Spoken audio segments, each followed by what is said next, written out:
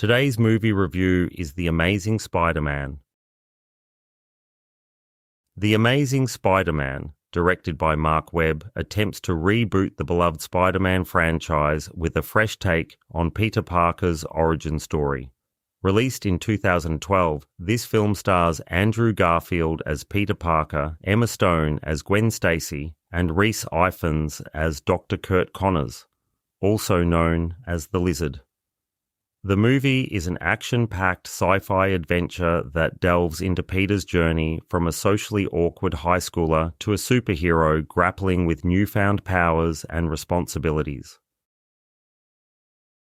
The film opens with a young Peter Parker being left in the care of his Uncle Ben, played by Sheen, and Aunt May, portrayed by Sally Field, after his parents mysteriously disappear.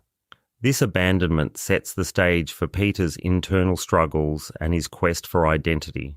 Andrew Garfield's portrayal of Peter Parker is both vulnerable and relatable, capturing the essence of a teenager dealing with loss and the pressures of adolescence. His chemistry with Emma Stone's Gwen Stacy is palpable, adding depth to the film's romantic subplot.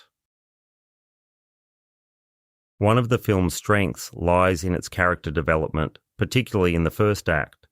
The relationship between Peter and his Uncle Ben is heartfelt and genuine, providing a strong emotional foundation for Peter's transformation into Spider-Man.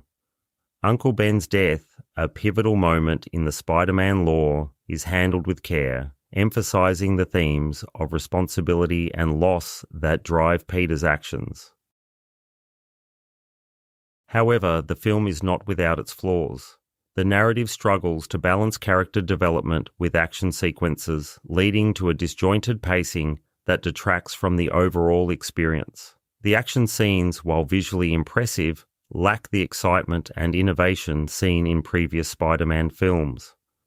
The CGI, particularly in the depiction of the Lizard, falls short of expectations, with the character's design failing to convey the intended menace.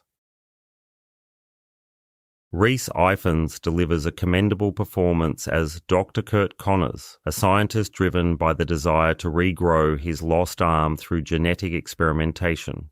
His transformation into the Lizard serves as a cautionary tale about the dangers of unchecked ambition. However, the film's attempt to explore the mystery of Peter's parents feels underdeveloped, leaving audiences with more questions than answers. Despite its shortcomings, The Amazing Spider-Man succeeds in reintroducing Spider-Man to a new generation. The film's exploration of Peter's scientific prowess and his journey to becoming a hero is engaging, even if it occasionally stumbles in execution. The supporting cast, including Denis Leary as Captain George Stacy, adds depth to the story, with Leary's performance standing out as a highlight. In summary, The Amazing Spider-Man is a mixed bag. It offers strong performances and a fresh perspective on Peter Parker's origin, but it struggles with pacing and lacks the cohesive storytelling that made its predecessors memorable. While it may not reach the heights of the original trilogy, it lays the groundwork for future installments, leaving audiences curious about what lies ahead for Spider-Man.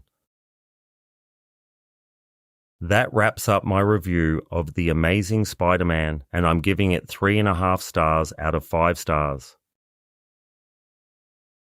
Thank you for listening. If you've enjoyed what you've heard, please like, subscribe, and I hope to see you next time.